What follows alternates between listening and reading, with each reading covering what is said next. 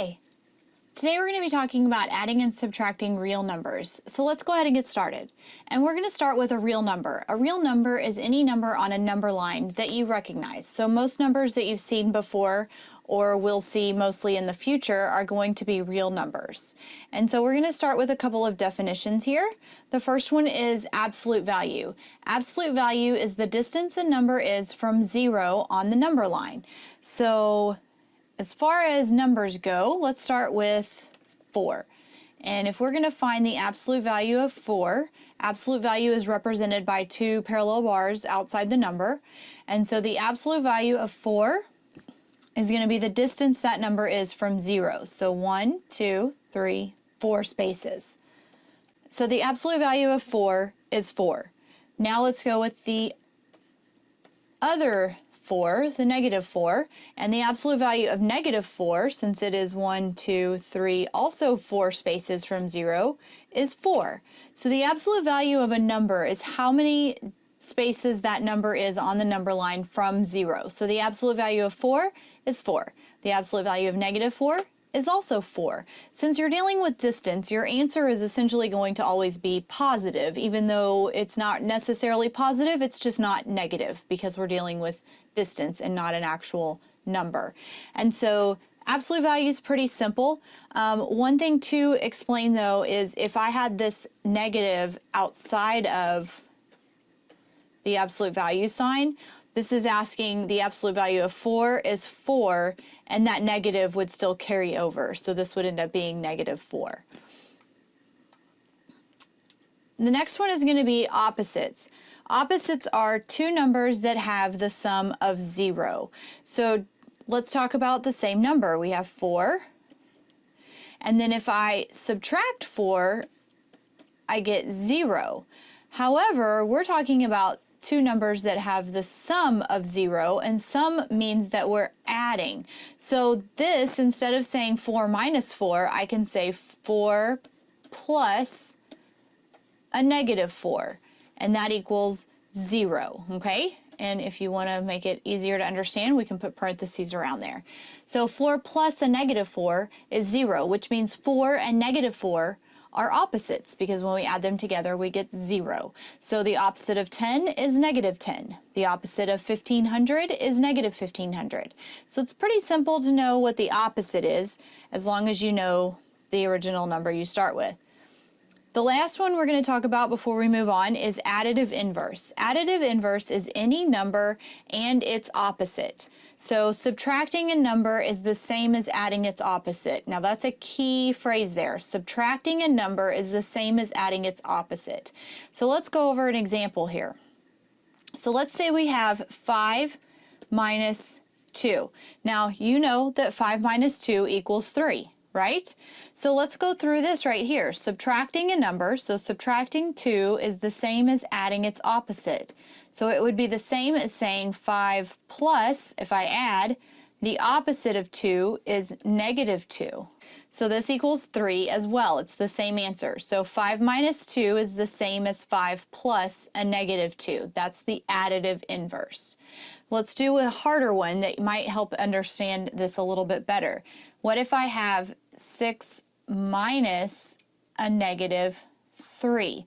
Well, this is probably really confusing because you probably haven't seen this before, at least not dealing with anything in regular math.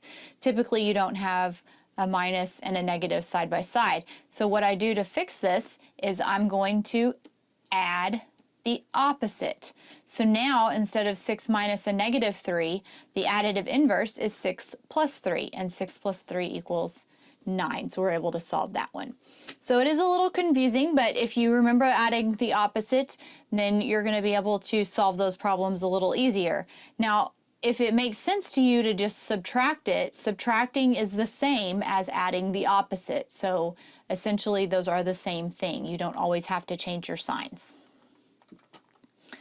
Let's move on to the next part of the lesson where we're going to be talking about our sine rules. And as far as sine rules go, now that we're adding and subtracting with positives and negatives, it can be a little confusing. We do know on the number line, if you have a positive, you're moving right. If you have a negative, you're moving left. But you don't want to use the number line when you have large numbers to deal with.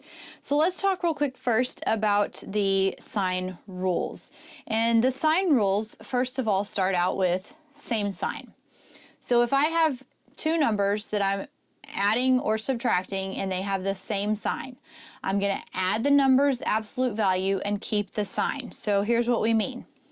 If I have 4 plus 5, both of these numbers are positive, so I'm going to add the numbers and keep the sign. It's still positive. But what if they're both negative? What if I have negative 4 plus a negative 5? Well, they have the same sign, so I'm still going to add my numbers. 4 plus 5 is 9, but I'm going to keep the sign. So in this case, it's a negative 9. Now, if you look at it, if you're using a number line, you would move 4 spaces to the right, and then you would continue 5 more spaces to the right. So we're going higher and higher.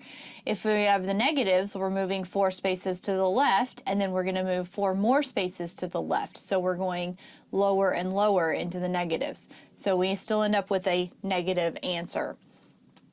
If they have different signs, this is the other situation, we're going to find the difference in the number's absolute value and use the sign of the higher valued number.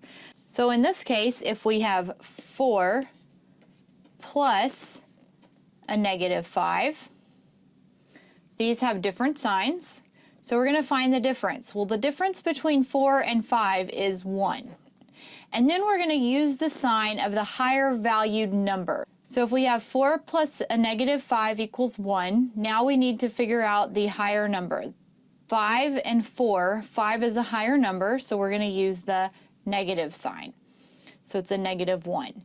Now if we switch it, and let's say we have a negative 4 plus 5, again, these have different signs, so I'm going to find the difference. The difference between 4 and 5 is 1.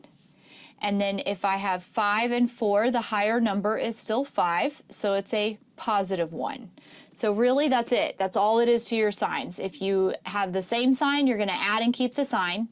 If you have different signs, you're going to find the difference and use the sign of the higher valued number. So let's move on to a couple of practice problems. All right, let's go ahead and try a couple of problems. We're going to start out with negative 8 plus 12. So these have different signs. One is negative, one's positive, so I'm going to find the difference. The difference between 12 and 8 is 4. And 12 or 8, which one's a bigger number? 12 is a bigger number, so our answer is going to be positive. So we're just going to leave it as a 4.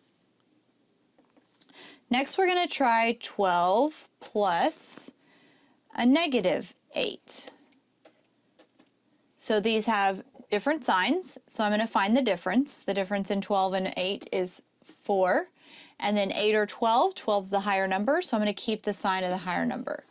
So what do you notice about these two problems? Yes, it's the exact same thing, except 12 and negative 8 are on opposite sides of the problem. So you still end up with the same answer either way. Next, we're going to do 12 minus 8. Now this one's a little trickier because we have to deal with that minus sign. Now you could just solve this. 12 minus 8 is 4. But if we did our additive inverse, which is 12 add the opposite, you'll notice we end up with the same problem we had right above it. So this should be a very good visual of the fact that when you're subtracting a number, it's the same as adding a negative. Okay, this can be really confusing for some people. Some people grasp the minus sign regardless of how different the numbers look. But in this case, subtracting a number is the same as adding a negative. So just get used to seeing that. That's going to be something you'll see in the future. So let's try out a few more problems real quick. So if I have negative 18 plus a negative 12, these have the same sign. So I'm going to add my numbers, which is 30, and then I'm going to keep my sign. They're both negative, so my answer is negative. Okay? Next one, if I have a negative 38 plus 15. Go ahead and try this one on your own. First, I'm going to find the difference because they have different signs. One's positive, one's negative. So the difference is going to be 23. I'm going to figure out which number is higher, 38 or 15. 38 is a higher number, so I'm going to use the negative sign. Next one we have is 16 minus a negative 16.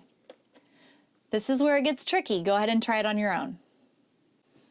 Okay, so we're going to first add the opposite. We have to find the additive inverse. So we add the opposite, and now they have the same sign. So we're going to add our numbers and keep our sign. All right? And then for the last one, let's go ahead and try one more. If I have a negative 47 minus a negative 47. So I'm still going to do the same concept here. I'm going to add the opposite, and then I can solve the problem. So now they have different signs, so I'm going to find the difference. The difference in 47 and 47 is 0, and then it doesn't matter which one's higher, they're the same, so my answer is 0. All right, so I hope that this lesson helped you out a little bit. If you want to try more practice problems, you can see the link below and leave us some comments, subscribe to our channel, and we'll see you later. Have a great day.